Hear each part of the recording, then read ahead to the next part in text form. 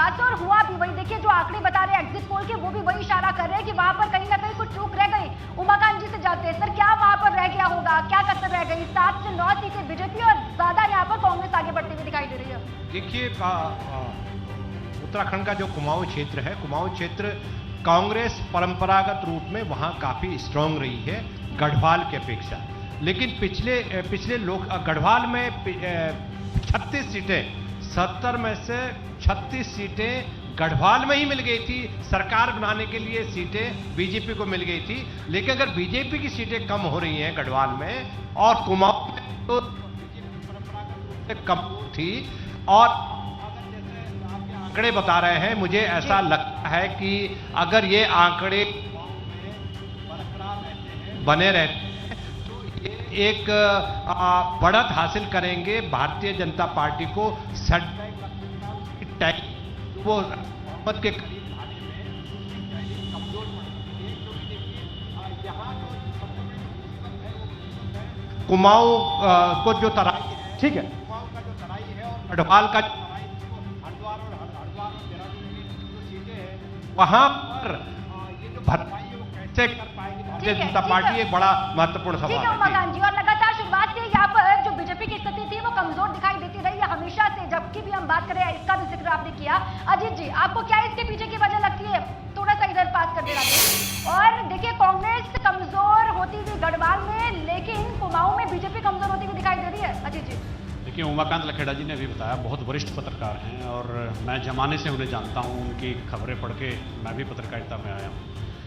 परंपरागत तरीके से कुमाऊं प्रो कांग्रेस रहता है पहले से, ये आज की नई बात नहीं है। अगर 1-2 चुनाव आप छोड़ दें, और गढ़वाल प्रो बीजेपी मतदान करता है, यानी गढ़वाल में सीटें ज़्यादा हैं और कुमाऊं में कम हैं। लेकिन इंटरेस्टिंग बात यह है, वहाँ सीटों का कांग्रेस का ज़्यादा हो जाना इसलिए चिंताजनक है भारतीय जनता पार्टी के लिए, क्योंकि उनके मुख्यमंत्री कुमाऊं से आते हैं। तो भारतीय जनता पार्टी ने कुमाऊं कार्ड भी इसीलिए खेला था मुख्यमंत्री वहां का बनाने के लिए, कि कुमाऊं जो है उसको हम अच्छी तरह से साध कर आगे बढ़ जाएंगे। अगर एग्जिट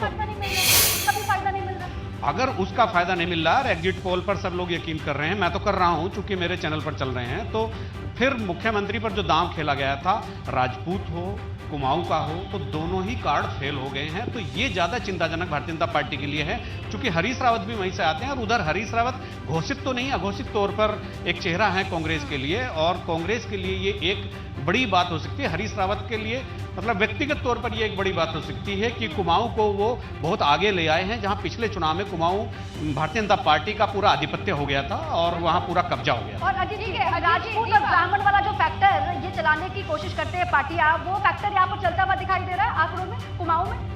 देखिए पब्लिक उसको किस तरह से रिएक्ट करती है, पॉलिटिशियन तो तमाम सारी चीजें होती हैं। आपने देखा होगा कि जब कोई मिनिस्टर या चीफ मिनिस्टर या प्राइम मिनिस्टर ओथ लेता है, तो जो उसकी जो शपथ होती है उसमें जो चीज़ें रखी जाती है कि मैं बिना किसी राग द्वेष जाति संप्रदाय भेदभाव कुछ नहीं करूंगा, लेकिन असल में ग्राउंड लेवल पर ऐसा कुछ नहीं होता। जो शपथ लेते हैं वो अगर उस शपथ का भी पूरी तरह से पालन कर लें तो राजनीति बहुत ही अच्छी चीज है। ठीक है हेमंत जी, एक रिएक्शन उत्तराखंड को लेकर भी। हेमंत जी, उत्तराखंड की राजनीति को लेकर आपका रिएक्शन। देखिए गढ़वाल में जो है वो बीजेपी मजबूत है, शुरुआत से रही है, पिछले कई चुनाव को उठा करके देख ले तो यही होता रहा है, लेकिन कुमाऊं में जो है वो बीजेपी की स्थिति कमजोर रही है हमेशा से। यहाँ पर बाजी मारती हुई कांग्रेस दिखाई दे रही है। हेमंत जी, मैंने आपके पहले सवाल के जवाब में 2 बातें कही थी और उस पर मैं स्टिक करता हूं। एक तो मामला नजदीकी है, मुझे नहीं लगता कि स्पष्ट बहुमत किसी को मिलने जा रहा है। ऐसी सूरत में कुमाऊं इस देश का बहुत छोटा राज्य हो सकता है, पॉलिटिकली बहुत फर्टाइल नहीं हो सकता है, लेकिन वहाँ जो राजनीति होगी उसको लोग देखेंगे। और एग्रेशन की राजनीति का मुजाहरा भारतीय जनता पार्टी ने अतीत में किया है, सब जानते हैं, आप समझ सकते हैं, इससे ज़्यादा इशारा करने की जरूरत नहीं। दूसरी बात मैंने क्या कही थी, क्षत्रिय मुख्यमंत्री, कुमाऊं का मुख्यमंत्री, लेकिन इस चुनाव में अनकंफर्टेबल मुख्यमंत्री। मैं कुछ किसी के लिए अशुभ नहीं कह सकता हूं, लेकिन पुष्कर सिंह धामी का खुद का चुनाव परिणाम बहुत नजदीकी होगा, बहुत कंफर्टेबल रिजल्ट वहां